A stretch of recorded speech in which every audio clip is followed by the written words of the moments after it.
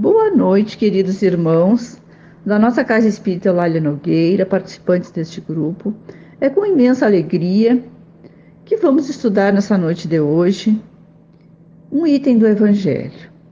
O Evangelho que é a luz na nossa caminhada na Terra. Nós vamos estudar então o item 8 e 9 do capítulo 3º, que fala das muitas moradas na casa do Pai. Fala dos mundos superiores e dos mundos inferiores. Então, na codificação de Allan Kardec, nós temos a explicação de que os mundos evoluem também, assim como os espíritos evoluem. E quando chega um determinado momento, que aquele mundo já é hora dele passar para outro grau, ali há abalos, há sacudidas, para que aqueles espíritos que ali vão permanecer, então aprendam, sejam orientados de como vai ser a ordem das coisas a partir daquele momento. Vamos ver o que nos diz então esse item do capítulo 3º. Que a qualificação dos mundos inferiores e mundos superiores é antes relativa do que absoluta. Tal mundo inferior ou superior em relação àqueles que estão acima ou abaixo na escala progressiva.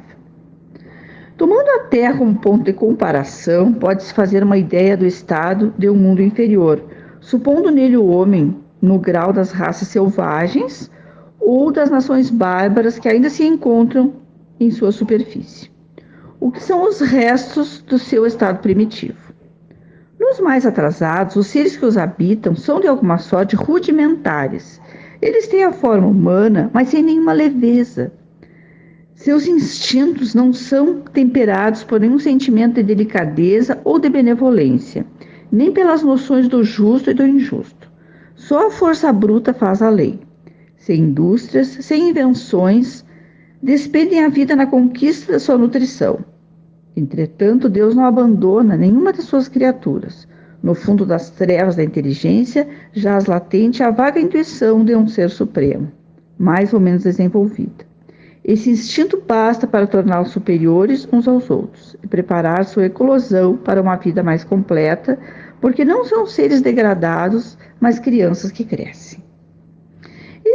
Entre esses graus inferiores, os mais elevados, há inumeráveis escalões, e nos espíritos puros, desmaterializados e resplandecentes de glória, se tem a dificuldade de reconhecer aqueles que animaram esses seres primitivos.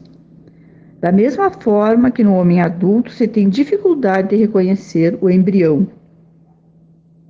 Então, nos mundos que atingiram um grau superior, as condições da vida moral e material são bem outras que sobre a Terra.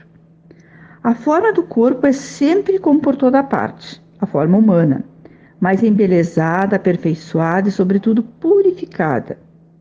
O corpo nada tem da materialidade terrestre e não está, por conseguinte, sujeito nem às necessidades, nem às doenças, nem às deteriorizações que engendram a predominância da matéria. Os sentidos mais delicados têm percepções que a grosseria dos órgãos sufoca neste mundo. A leveza específica dos corpos torna a locomoção rápida e fácil em lugar de se arrastar penosamente sobre o solo.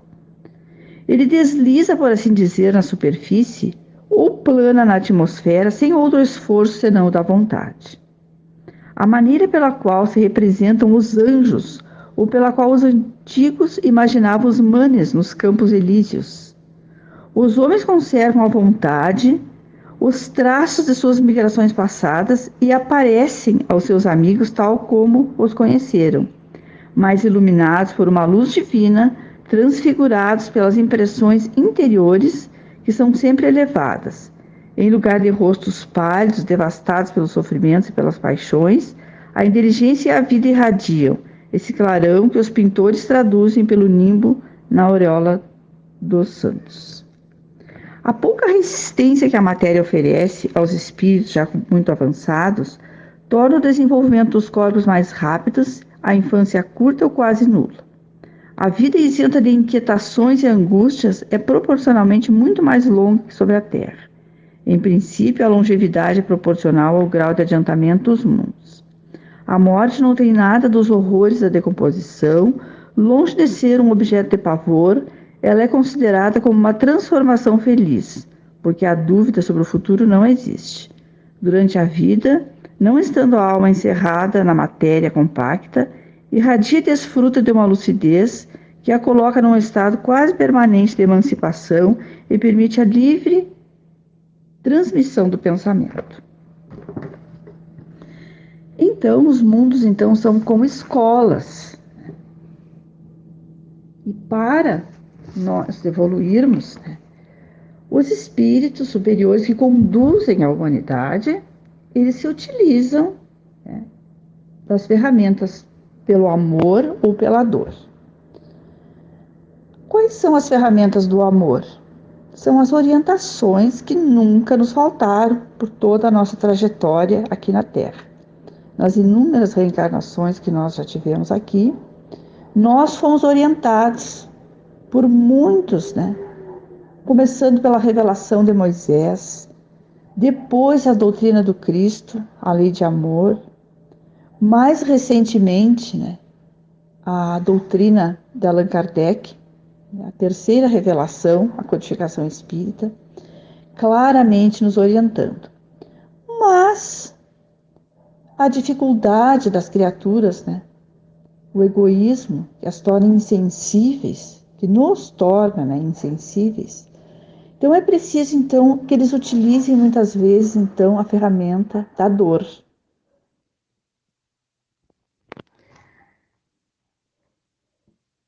Quanto tempo Jesus esteve no planeta, nos trazendo a lei de amor? 2000 anos.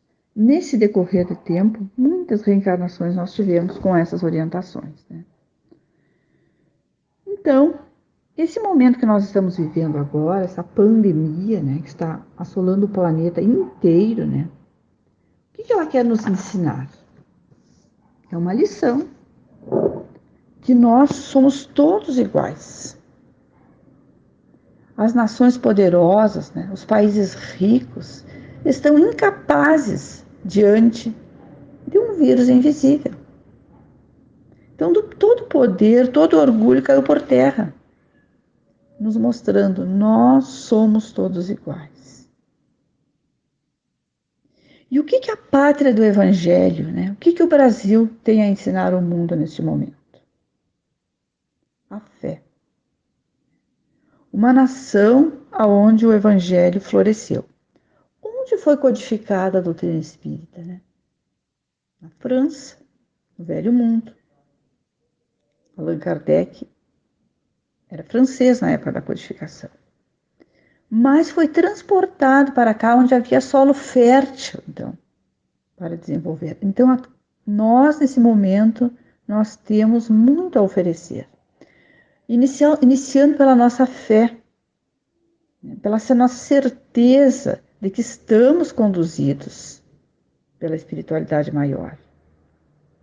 Que a vida não termina.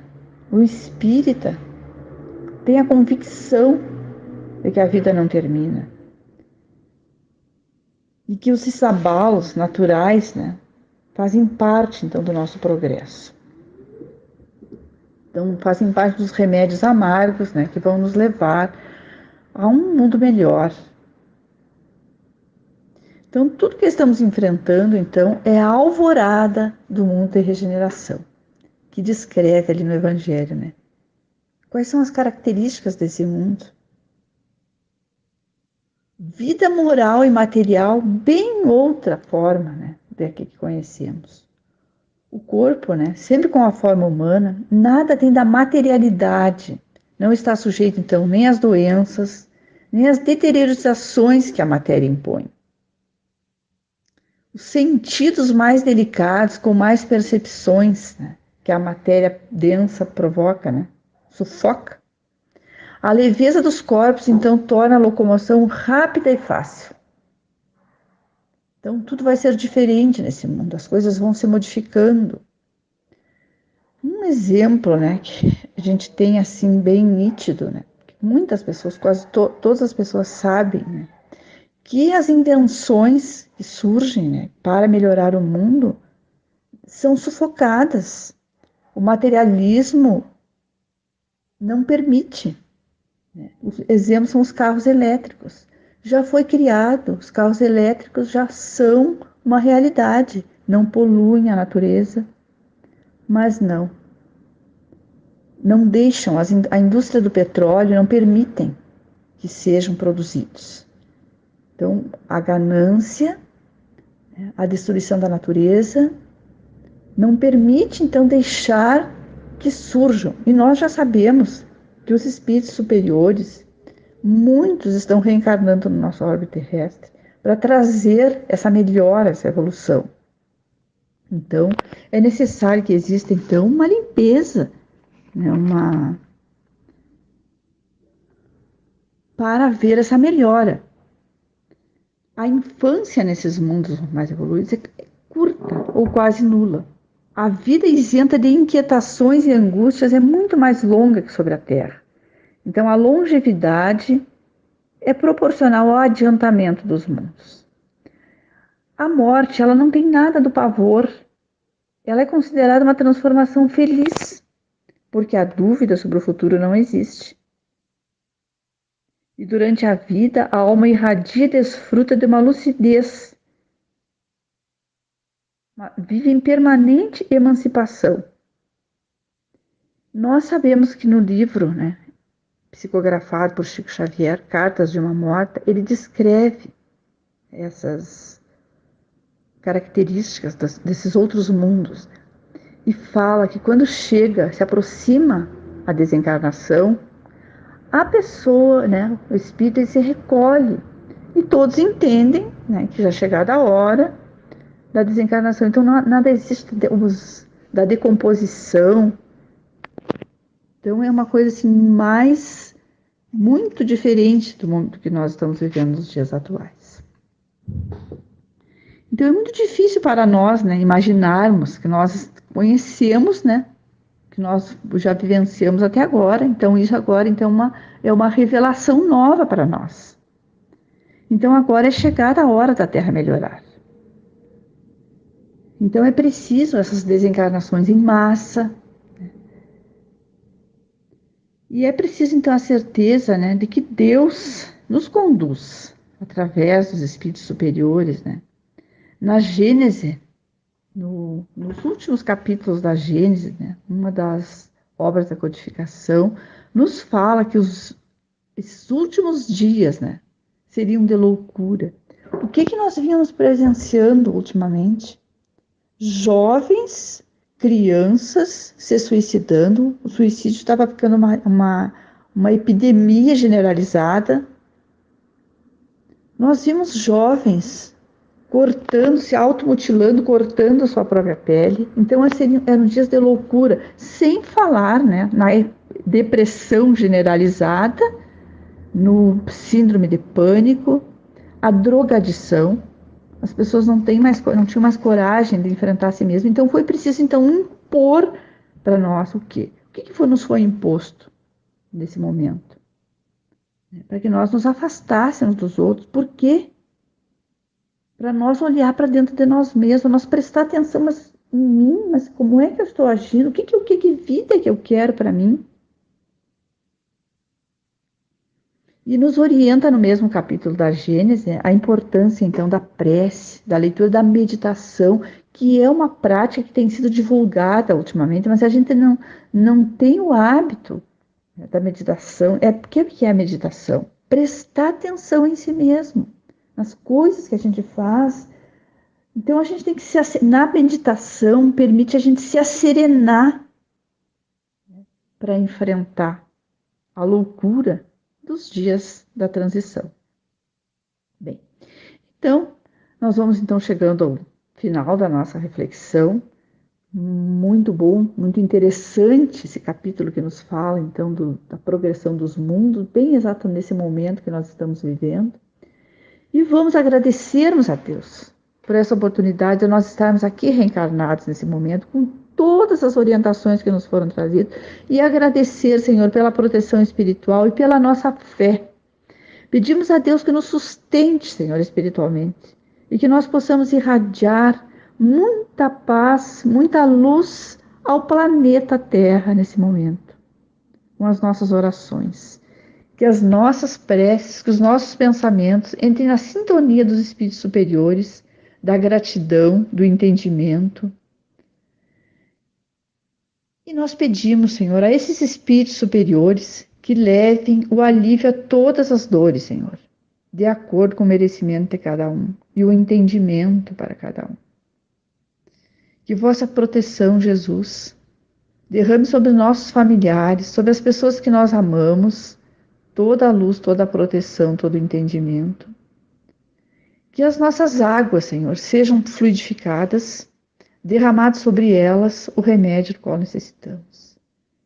E pedimos, Jesus, que nos envolva de coragem, de proteção e de amor, para continuarmos a nossa caminhada evolutiva, sabendo que há muitas moradas na casa do Pai, e sempre haverá uma escola para nós estarmos matriculados, independente da nossa condição, e que assim